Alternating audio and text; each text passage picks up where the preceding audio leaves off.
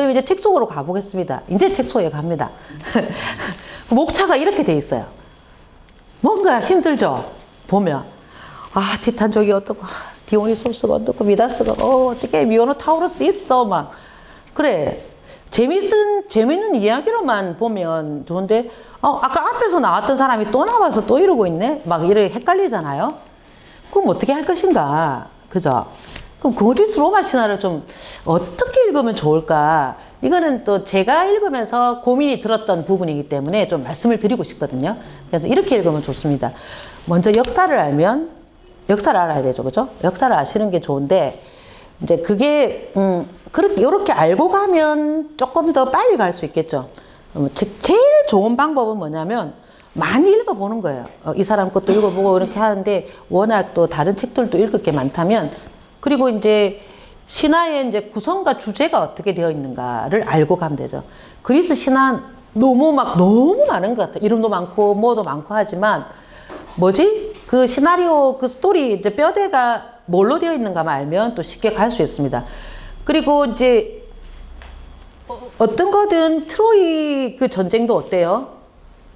역사의 어떤 그저 유물로 우리가 발굴이 되었잖아요. 그것처럼 역사적인 부분이 전혀 없지는 않아요.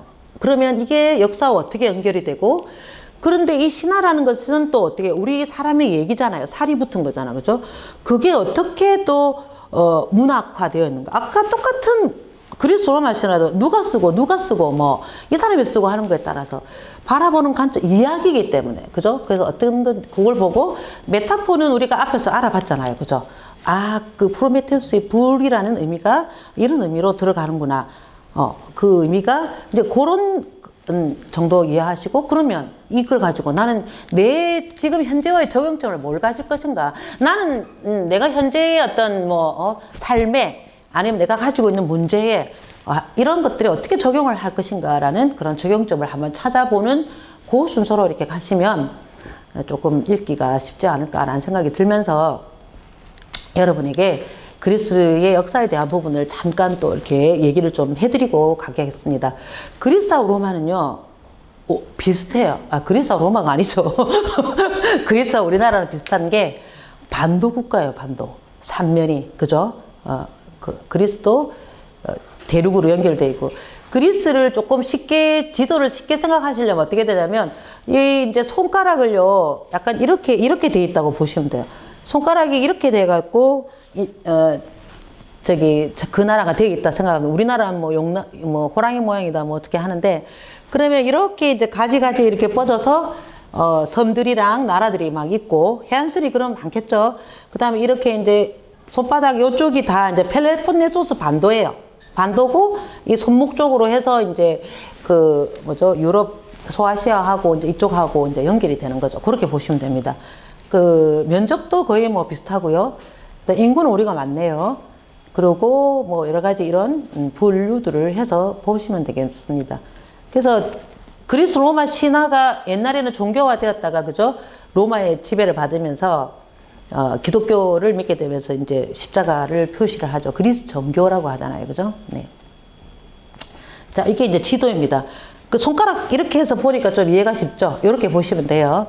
그러면 이제 이쪽이 이제 그겁니다. 트로이 쪽이고요. 여기가 어디죠? 여기 좀 어디입니까? 저도 까먹었습니다. 얘기 좀 해주세요. 페르시아 쪽이죠, 페르시아. 여기 인도가 있고요. 그러니까 이제 여기가 이제 소아시아, 그죠? 중앙아시아 이렇게 가겠죠. 요렇게 밀레토스에서 뭐 나왔죠? 변희영 대표님? 철학자, 탈레스. 세상 만물은 물이다. 네, 나왔습니다. 그래서 이렇게 요쪽이 뭐냐면 이오니아라고 하는 거예요. 그래서 이오니아 학파라고 밀레토스 학파라 그러고, 이 에게해가 어디냐면 트로이와 그리스 사이에 있는 그게 에게해예요. 자, 그 에게해인데, 그러면 이제 이 크레타 섬이 나옵니다. 크레타가 제우스가, 그죠?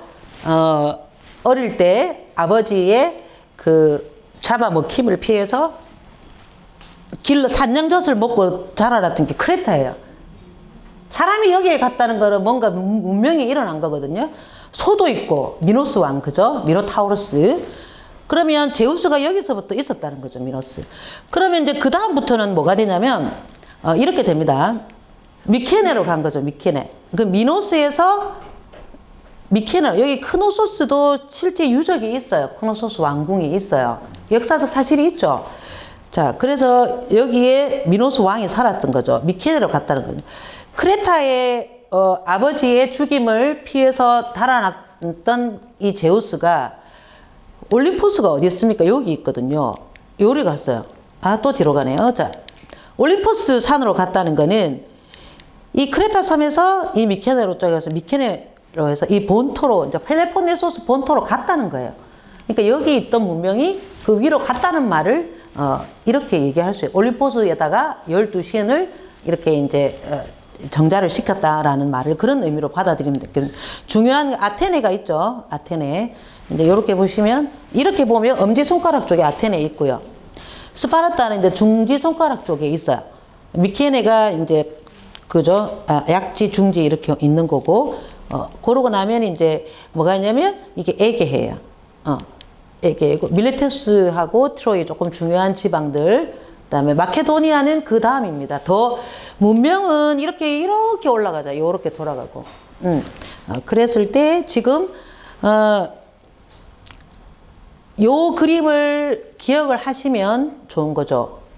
이오니아는 또 어디 있습니까? 여기 있잖아요. 이오라는 여자애를 갖다 그죠? 또 탐을 해서 뭐죠? 그 여자를 또 자기 애인으로 만드는 바람에 온 그 소를 헤라가 질투를 해서 소로 만들어 버리고 그 소가 되어서 온 그죠? 데를 다 돌아다녔던 데가 그죠? 유로피아에서 그죠? 이오니아 그쪽에서 유로피안이 된 것처럼 이오니아 해도 있습니다. 그럼 그리스 역사를 한번 보시면은요. 3000년부터 시작하면 됩니다. 기원전 3000년부터 시작을 하더라고요. 그럼 이때는 미노아 문명이겠죠. 미노아 크레타 섬이 아까 크레타 섬에 있던 미노아 문명 제우스가 던져져 있던 그죠? 그죠? 그다음에 이제 그래서 제우스가 장성해서 아버지 크로노스를 잡으러 갑니다. 네, 그 미케네 문명이 되겠죠. 펠레폰네소스. 그러면 이 크레타하고 이 미케네 쪽하고 이 미노스 문명이라 하고 미케네 문명을 합쳐서 에게 문명이라고 해요. 그렇게 이해하시면 됩니다. 그래서 에게도 있고 미케네도 있고 미노스도 있고 뭐야 하는 게 아니고 그걸 합쳤을 때 이제 에게 문명이라고 하는 겁니다. 그러면 이 아르카이아 시대라고 하는 이 시대에 누가 나타나느냐? 호메로스하고 헤시오도스라는 사람이 나타나서 내려오던 신화를 문자화한 거예요. 문자화됐다는 건 이제는 철학의 시대가 들어간다는 거거든요. 그랬을 때 이 이제 고전 시대 500년부터 323년에는 소크라테스, 플라톤, 아리스토텔레스가 이제 줄줄이 나오는데 그 소크라테스가 독배를 마시고 죽었던 게 뭐냐면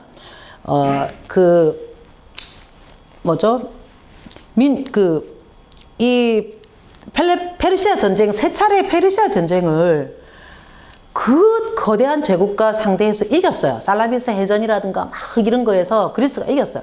그러고 나서 이제 뭡니까? 펠로폰네소스 전쟁이 뭐죠? 내전이죠.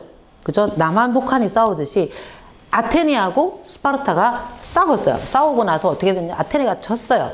지고 나니까 어때요? 여러 가지 또 혼란한 틈에 이런 이제 소크라테스가 이제 독배를 마시면서 그때 당시에는 민주정이었는데 어쨌든 그런 얘기들이 또 있습니다. 헬레니즘 시대는 어느 시대냐면 알렉산더 대왕이 이제 정복을 하던 그 시기도 마케도니아 왕국이 되는 겁니다. 그 로마 제국, 마케도니아 왕국이 이제 사라지고 로마가 또 됐다가 그죠? 그게 이제 또 비잔틴 제국 동로마로 보시면 돼요. 그러고 나서 그게 1453년까지는 그리스가 그렇게 되었다라고 생각하시면 왜 그리스 로마 신화인지도 아실 것 같고요. 그러고 나서 이제 또 오스만 제국이라 그래서 이슬람교가 또 들어온 거예요.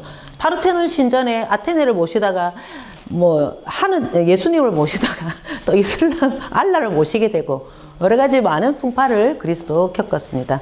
예. 우리나라와 마찬가지로 내전을 겪었던 그런 나라예요. 이렇게 비교해 보시면 좋을 것 같습니다. 자, 그래서 제가 말씀드렸던 게 지금 보이는 예. 미노스 문명, 그 다음에 미케나 문명, 트로이 문명이 있는데 요거를 합치면은 다 에게 문명이라고 할 수 있습니다.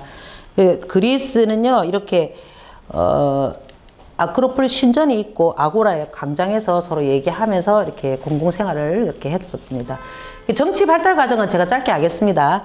왕정에서 귀족정 가고요. 솔론이 금권정이라고 하는 것은 너 귀족들만 그렇게 할 거냐. 다른 이제 평민들도 돈이 있고 자격이 되는 사람들은 그렇게 하자. 정치를. 그랬더만 이게 독재로 가는 거예요. 참주정. 그래서 이 클레이스테네스가 도편 추방제를 해서 지금 여기 강의 듣고 계신 분들 중에 약간 독재를 할 만한 사람 누가 있을까요? 근데 이제 이걸 갖다가 이제 어디에 쓰느냐, 기와장에 쓰는 거야. 우리 변희흥 대표님 제일 그럴 것 같다 그러면 그 사람한테 표가 많이 주면 어떻게 해요? 쫓겨나는 거예요. 여기서 못 살고. 하여튼 그런 이제 도편 추방제가 되고, 그 다음에 이제 민주정이 되는 거죠. 지금 현재는 민주정까지가 우리나라가 아니고 그 정치 발달 과정의 민주죠. 그 민주가 그 몇천 년 전에 그렇게 되어 있는데 지금도 과연 우리는 민주 시대에 살고 있나요? 한번 의문이 듭니다. 그래서 이제 구성에 대해서 한번 이제 얘기를 하고 말씀을 드리면요. 신의 계보하고 12신 역할 제일 첫 번째 그거 딱 생각하시면 되고요. 그 다음에 천지 창조가 있어요. 사람, 남자, 여자, 사람 어떻게 만들었고, 영웅신화, 기타 작은 스토리 20개. 그러면 되겠죠. 착착착착 이렇게 되고, 등장인물은 누구냐면 제우스와 관련된 사람이 80%예요. 제우스가 21명의 여인과 결혼을 했고 18남 25년의 자녀가 부려졌겠죠. 그 자녀가 부려진 거에서 거기서 세상에 부려진 자녀들만큼 얘기들이 막 나옵니다. 그 얘기들이 막 그렇게 되니까 그럼 항상 뭘 생각해야 돼요? 이 얘기는 제우스가 어떤 관계냐, 제우스가 어떻게 돼 있는가, 어떤 그건가 이렇게 생각. 그 제우스가 뿌린 씨앗들이 이룬 왕가의 또 얘기들이 또 생기고 그렇게 됩니다. 그 5가지 키워드는요, 암투입니다. 암투, 연애, 영웅, 모험, 괴물. 그래서 아무것도 없네. 저는 있는 줄 알았더만. 자, 여러분 이거 빨리 이렇게 보시면 됩니다. 제가 얘기했던 게. 그러면 이제 제우스 중심 가계도 하고 그리스 주요 왕과 왕이 계승도 하고 역사적인 아까 크노소스 섬이라는 것도 그렇고 트로이도 있었어요. 실제 있어요. 그럼 신화적인 요소에 뭐가 더 붙었을까? 이게 사실일까 신화일까? 뭐 이런 얘기들. 자, 이렇게 가겠습니다. 역사적인 측면 봅니다. 문화적인 측면도 보시고요. 그러면 어떻게 되느냐? 트로이의 제우스 생존 시기를 트로이 전쟁이 언제냐면 한 13세기 말에서 12세기 초로 보시면 됩니다. 그렇게 보면 제우스는 14세기 정도로 보고 그때 아가멤논이 나오잖아요. 트로이 전쟁에 이렇게 보면 제우스의 4대 손이다라고 이렇게 보시면 될 것 같고요. 그렇게 하면 이제 제우스는 실제로 이제 왕성하게 씨를 뿌리던 그 활동을 했던 그 시기가 기원전 14세기 말에서 13세기 말입니다. 이제 아주 많이 바빴겠죠. 그러고 나서 이제 문학적인 측면에는 제우스를요, 아가멤논도 다 이렇게 제우스를 왕이 대상으로 추앙하듯이 지역의 왕이 되면 다 신격화하고 굉장히 멋있잖아요. 그 우리도 그렇잖아요.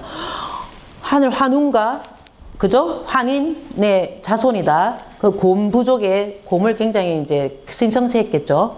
우리는 어때요? 그러니까 그리스도 우라노스, 가이아, 하늘 땅, 야 대단한데 그런 사람의 손자다. 여기에 이제 신격화 된 데다가 문학적 요소가 가미가 된 거죠. 누가 호메로스, 헤조도스가 만들어서 그 탄탄한 줄거리를 만들어 놓으니까 이제 이걸 가지고 이제 너희 조상들이 이런 사람이야 이렇게 하면서 또 그렇게 해서 교육시킵니다. 그러면 이제 재밌고 또 재밌잖아요. 제가 앞에서 얘기를 안 들었는데 그리스 로마 시는 재밌잖아요. 철학책 주변에서 읽으라면 이만큼 읽겠습니까? 못 읽거든요.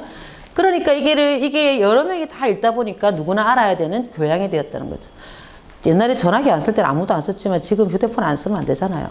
그것처럼 그러한 교양으로 자리 잡았다는 거죠. 그래서 이거는 제가 이제 여기 신박한 그 정리해서 가져온 건데 역사라는 게 있다면 거기에 어떤 종교적인 요소와 어떤 신화적인 요소가 붙어 있는지 그것이 어떻게 돼서 문학적으로 이렇게 되었고 교양이 되었는가라는 그렇게 하는 방법으로 보면 된다고 합니다. 그래서 이제 뒤에 할 게 많네요. 어떡하지? 네, 신들의 계보해서 빨리 넘어가겠습니다. 뭐 이러한 네, 짜디짠 폰토스가 기른 신들을 찬미하소서라는 이런 얘기들을 하면서 신들의 계보에 나오는 그런 얘기들입니다. 그 이제 제일 중요한 게 그렇잖아요. 계보도 족보를 안다 그러는데 처음에 이제 카오스가 있었습니다. 그러고 나서 에로스 이제 이거 사랑이라고 에로스는 두 가지 버전이에요. 아르테미스의 아니죠. 아프로디테의 아들이다.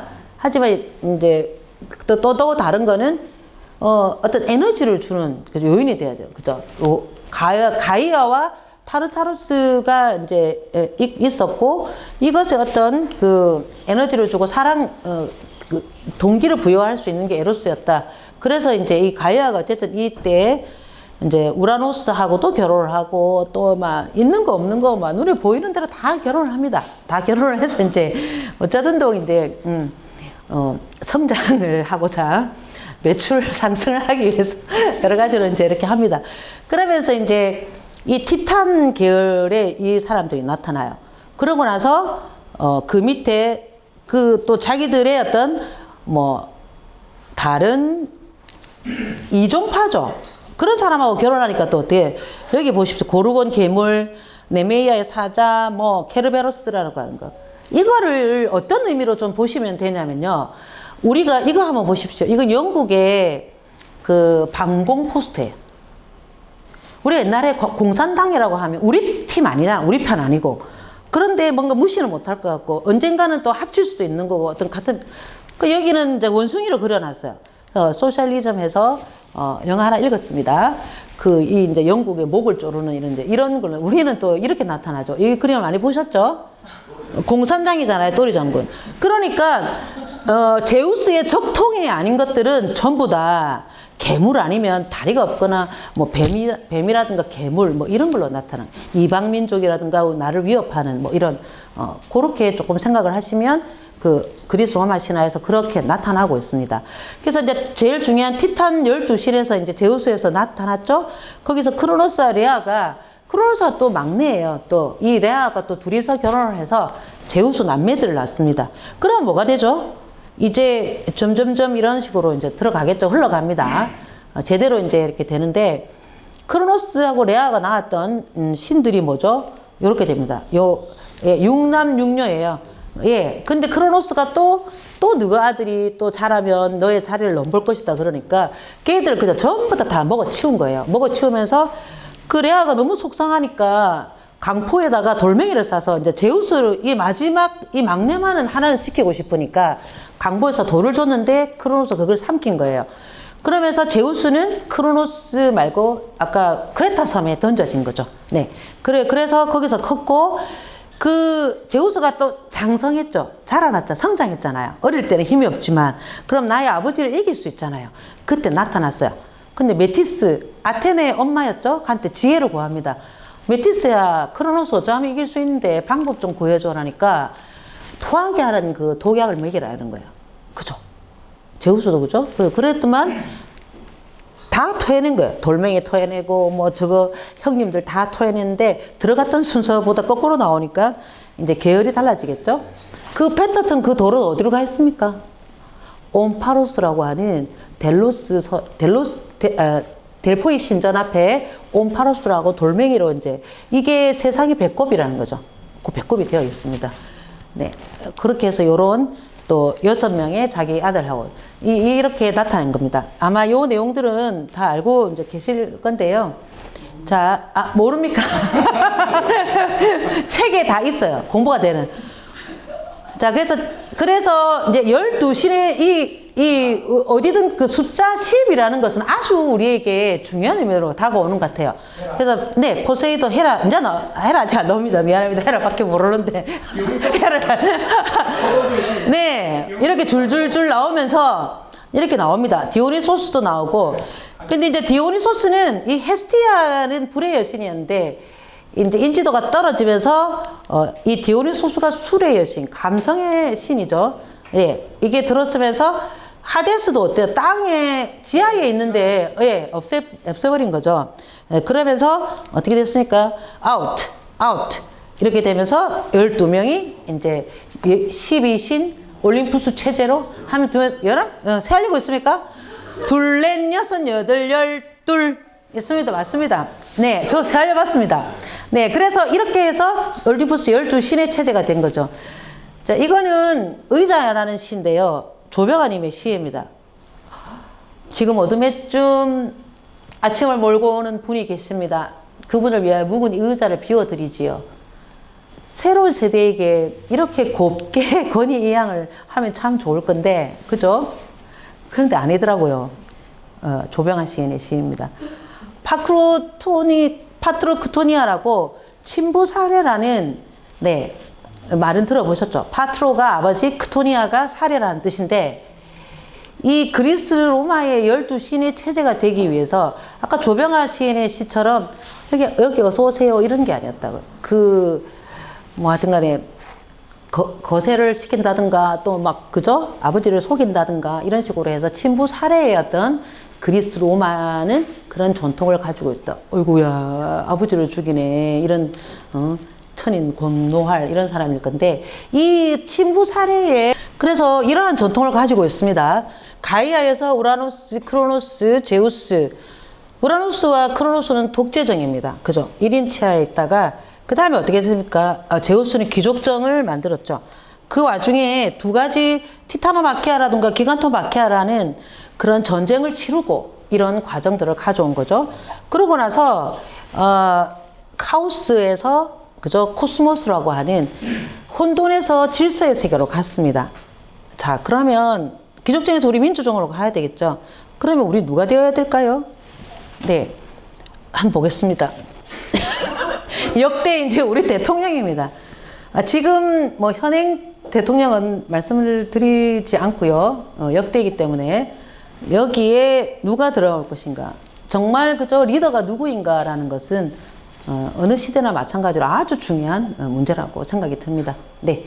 그래서 이제 그러한 영웅이 제대로 태어나야 되기 때문에 영웅은 정말로 중요한데 지금 네, 조금 빠른 속도로 해서 끝을 해서 마칠 수 있도록 하겠습니다. 신화속 영웅은 모두 삶이 그 집을 떠나고 모험을 합니다. 출발했다가 그죠? 모험을 하고 귀환을 합니다. 어디론가 다 떠납니다. 그리고 아주 시련을 겪고 옵니다. 그런 영웅 중에 헤라클레스가 최고죠. 영웅 중에 영웅입니다. 그 기간테스 전쟁 때도 인간 영웅의 힘을 빌려야 이길 수 있때 이랬는데 이게 바로 헤라클레스였죠. 헤라클레스는 헤라클레스의 선택이라 그래서 무사한 일을 버리고 영광으로 통하는 역경을 선택한다고 되어 있습니다. 그랬는데 지금 보면요. 이게 이제 가계도예요. 제우스, 다나이, 페르세우스, 또 아버지가 또 헤라클레스, 이 집안은 어떤 집안인지 모르겠지만 어쨌든 헤라클레스, 알크메네죠. 어머니가. 알크메네의 또 아버지도 남편도 또 제우스입니다. 그렇게 또 됩니다. 그래서 헤라클레스의 선택은요. 무사한 일을 버리고 영광으로 통하는 역경을 선택한다라고 되어 있는데 요거는 쾌락이고요. 요거는 이제 미덕입니다. 헤라클레스 얼굴이 어디로 돌아서 있습니까? 이쪽으로 돌아서 있죠. 그래서 이런 선택을 했다고 합니다. 자, 헤라클레스의 12가지 과업을 있는데 요거는 한번 이런 과업들을 한번 보시고요. 나중에 여러분들 질문으로 한번 해볼 겁니다. 나의 과업은 뭔지. 오디세우스는 인생은 여행이다라고 하는 그런 얘기들을 했습니다. 오디세우스 트로이 전쟁을 했던 사람이죠. 10년의 트로이 전쟁을 하고 10년 동안 귀환을 했던 사람인데요. 이 사람은 이 12가지, 이것도 12가지, 12군데를 들릅니다. 진짜 많이 들르죠. 이탁해. 여기서 여기까지 하루도 안 걸리는데 10년을 돌아갔어요. 우리의 인생을 뜻하지 않을까요? 나는 지금 제대로 가고 있는가? 내 인생은 지금 내가 가고자 하는 대로 가고 있는 건지 한번 봐야 될 거라 생각합니다. 그래서 이러한 무수한 그런 여행들을 거쳐서 갑니다. 여기 칼립소라는 여행인데요. 여신이고 영생을 주겠다. 맛있는 거 다 주겠다. 너는 죽지 않고 이 아름다운 나와 살 수 있다. 이랬어요. 그런데 오디세우스는 자기의 길이 아니라고 생각을 했죠. 그래서 이것이 과연 좋은 건가? 내가 쾌락을 취하고 사는 것만이 좋은 것인가? 라고 했을 때 내 삶을 살고 싶다는 거죠. 자기가 그거 이렇게 해서 가진 게 아니잖아요. 그래서 칼립소의 그런 유혹도 뿌리치고 이제 고향으로 가게 되죠. 처음에 폴리페모스라고 그 눈 한 외눈박이 개인 괴물에게서 빠져나오면서 우티스, 내 이름은 우티스야 라고 얘기합니다. 그랬는데 오디세이아, 나중에는 그 책 제목이 오디세이아가 되죠. 아무것도 아닌 자에서 자신의 인생을 노래하는 그런 자가 되는 것이 우리가 아닐까요? 그래서 여러분들이 많이 들었죠? 몰라요? 아, 그 소리 안 나옵니까? 밖에서는?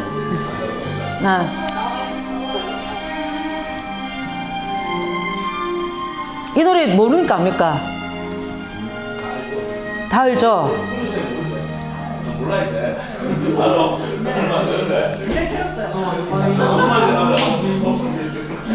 네, 이 정도로 하겠습니다. 이제 여기서 이렇게 넌 신의 존재를 믿어? 하니까 믿지. 내가 바로 신이거든. 신도 인간이야.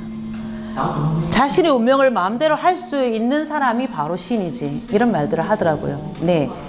네, 그런 말을 했습니다. 그래서 이제 여기까지 요거만 하면 이제 다 마무리했습니다. 네, 중간에 방송 사고가 있어가지고 조금 이제 늦어진 점을 조금 양해해 주시고요. 이제 우리의 이제 시사점이 무엇인가? 네. 신화는 그럼 우리에게 뭘 말해주는가? 우리 삶을 반영하는 거울이다. 그리고 도전과 변혁의 용기를 준다. 그리고 공동체잖아요. 이 공동체로 있으니까 이런 신화가 이렇게 연결이 돼서 오는 거잖아요. 그 연대의 중요성. 그리고 아까도 얘기했듯이 죽을 수밖에 없는 그런 필멸의 인간이 불멸의 꿈을 이루게 하는 영속성을 가지고 있다라는 생각들이 저는 많이 들었어요. 네. 이 말은 제가 생각하는 말입니다. 네.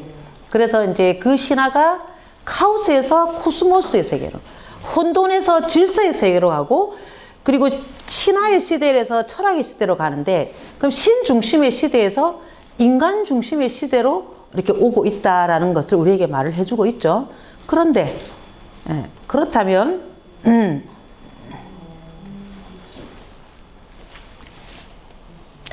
사람들이 그러면 왜 그러면 다시 신화를 하는가? 지금 우리가 인간이 중심의 시대에 살고 있습니까? 살고 있다고 생각하세요? 그쵸. 근데 이제 이게 저는 어떤 물신의 시대가 아닌가라는 생각이 많이 들거든요. 물건이 더, 물자가 더. 그래서 다시 카오스로 가는 게 아닐까. 그 물신은 저는 자본이라는 생각들이 좀 많이 들었어요. 지금 갈수록 그렇고, 비니빔 그 부익부가 양극화되는 상황이 오기 때문에 이것은 자본주의 체제의 피라미드라 되어 있는데 맨 밑에는 노동자가 있고요. 맨 위에는 이렇게 자본이 이렇게 있습니다. 우리가 돈이라는 것에 정말 억눌려서 이렇게 있는 것은 아닌가. 우리의 모습들을 좀 찾아봐야 되겠다라는 생각이 들고, 진정한 인간을 우리가 역사는 반복한다는 말이 있듯이 패스트가 지나고 나서 중세시대가 무너지면서 르네상스가 왔잖아요. 우리 코로나죠. 우린 코로나 때 어떻게 됩니까? 지금 우리 인문학 열풍이 불어서 이것이 어떻게 돼요? 조금만 지나면 사라진다 하지만 아직도 지금 또 신화의 열풍도 불고 있고, 왜 그럴까? 이 현상이 왜 이럴까? 그럼 우리는 정말 더 인간적인 것들을 또 발휘해야 되지 않는가라는 생각이 들고, 지금 우리는 이러한 지금의 현재의 기존 질서를 깨뜨리고 기존의 생각들을 깨뜨리고 더 나은 세상으로 나아갈 수 있는 그런 파트로크토니아라는 이런 것들이 지금의 우리에게 요구되는 것이 아닌가. 그렇게 해서 우리가 어떻게 할 것인가, 무엇을 할 것인가. 그렇죠. 나만의 신화를 노래를 해야 되겠죠. 노래를 함으로써 그런 부분들이 들어가는데, 이것은 제가 숙제로 가야 되겠죠. How, 어떻게 라는 것은 아마 여러분들이 좀 생각을 해보시는 게 좋을 거라고 생각이 들면서요.